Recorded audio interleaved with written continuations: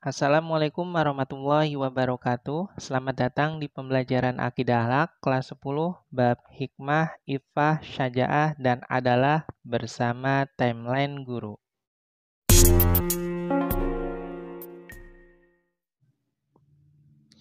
Baiklah, untuk hari ini kita akan belajar mengenai salah satu kompetensi dasar, yakni kompetensi dasar 3.9, menganalisis makna dan keutamaan induk sifat-sifat utama, yakni hikmah, iffah, syaja'ah, dan adalah.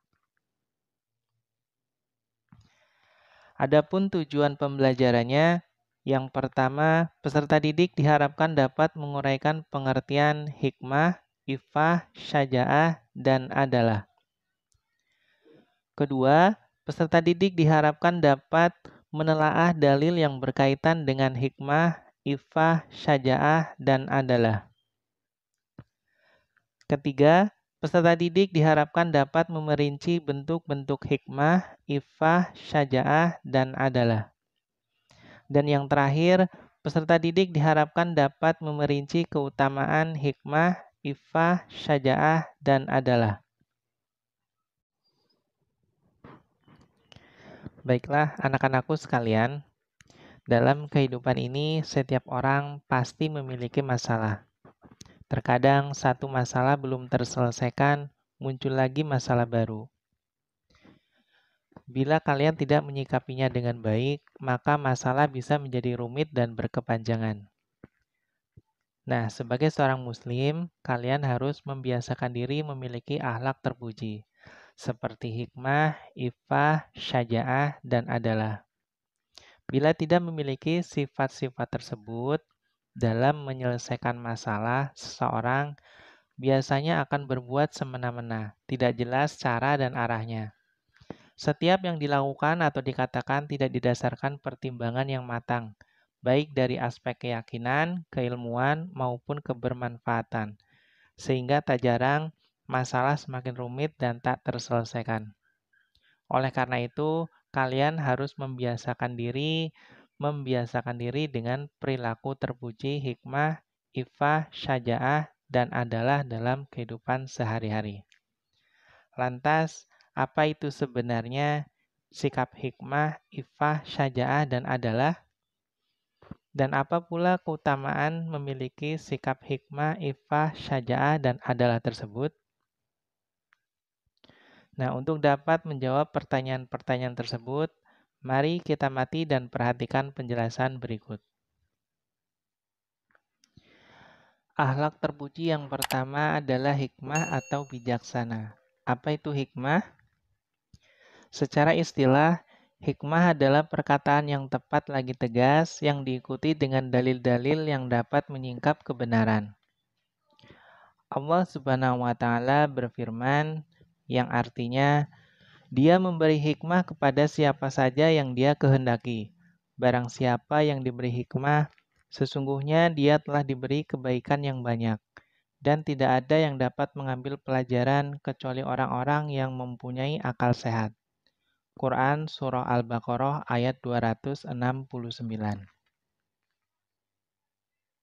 Anak-anakku sekalian, orang yang memiliki sifat hikmah selalu mempertimbangkan baik buruknya sesuatu sebelum bertindak ataupun berkata.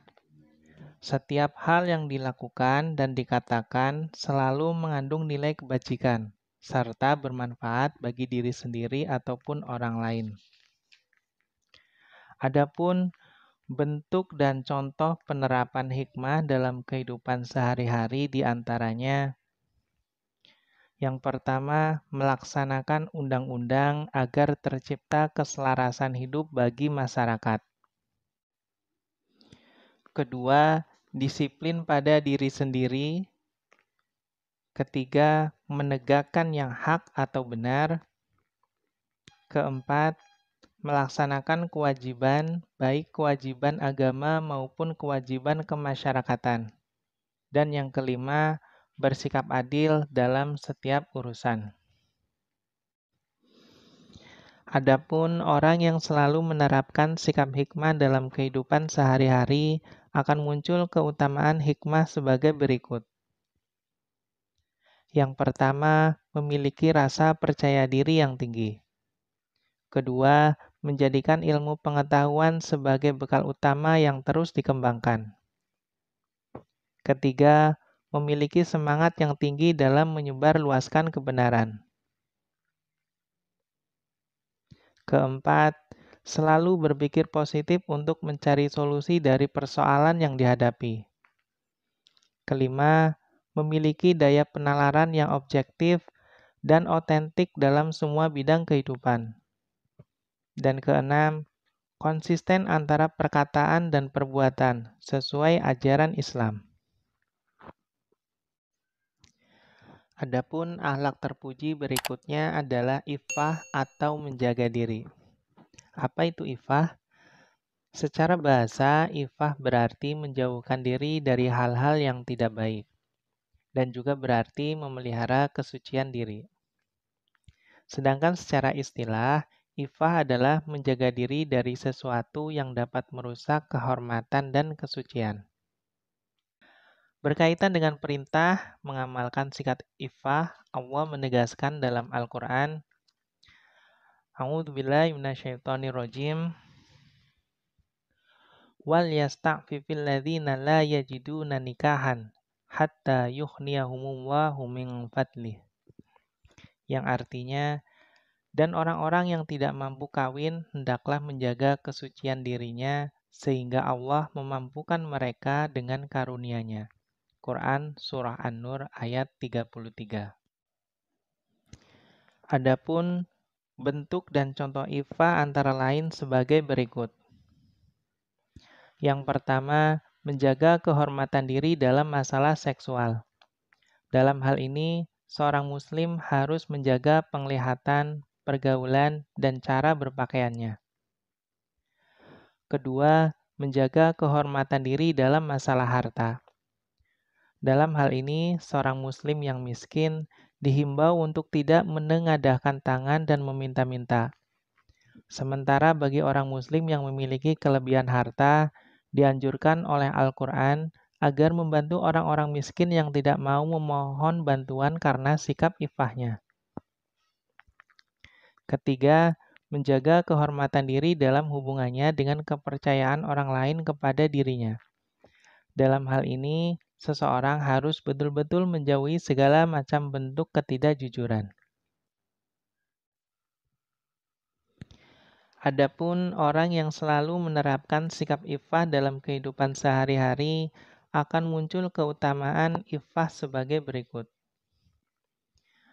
Pertama, dapat menjauhkan diri dari perbuatan-perbuatan yang dapat merendahkan martabat.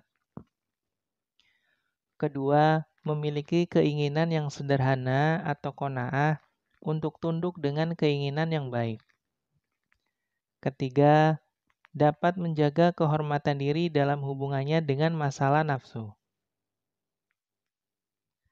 Keempat, mewujudkan rasa persamaan martabat dan sederajat kemanusiaan. Kelima, dapat membawa pada tingkat ketakwaan yang tinggi. Dan keenam, saling memahami kelebihan dan kekurangan, kekuatan, dan kelemahan. Adapun akhlak terpuji berikutnya adalah syaja'ah atau berani. Apa itu syaja'ah? Secara bahasa, syaja'ah artinya berani atau gagah. Sementara menurut istilah, syaja'ah adalah keteguhan hati, kekuatan pendirian untuk membela dan mempertahankan kebenaran secara berani dan terpuji. Sebagai seorang muslim, kita harus memiliki sifat syaja'ah atau berani, seperti berani bertindak, berani berbicara, serta berani menumpas kebatilan dan kemungkaran. Hilangnya sifat keberanian atau syaja'ah akan melemahkan diri orang yang bersangkutan, juga berakibat buruk bagi agama Islam secara keseluruhan. Agama Islam akan dijadikan objek hinaan dan celaan oleh musuh-musuh Islam, karena tidak ada lagi Muslim yang memiliki keberanian untuk membelanya.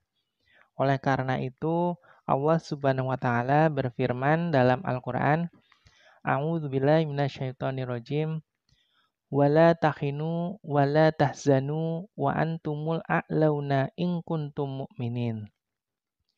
Yang artinya, janganlah kamu bersikap lemah dan janganlah pula kamu bersedih hati. Padahal kamulah orang-orang yang paling tinggi derajatnya jika kamu orang-orang yang beriman. Quran Surah Ali Imran ayat 139. Anak-anakku sekalian, adapun bentuk dan contoh sajaah diantaranya adalah berani menghadapi musuh dalam peperangan atau jihad fisabilillah, kemudian berterus terang dalam kebenaran sekalipun di hadapan penguasa yang zalim. Kemudian mampu menyimpan rahasia, bekerja dengan baik, cermat, dan penuh perhitungan. Selain itu juga berani mengakui kesalahan, bersikap objektif terhadap diri sendiri, dan menahan nafsu di saat marah. Adapun orang yang selalu menerapkan sikap syaja'ah dalam kehidupan sehari-hari, akan muncul keutamaan syaja'ah sebagai berikut. Pertama, mencegah timbulnya keonaran, kekacauan, dan kemungkaran. Kedua, tegaknya kebenaran, keadilan, dan keharmonisan dalam hidup bermasyarakat. Tiga, teguh, tabah, dan tak tergoyahkan, sehingga tidak terjerumus dalam kemaksiatan.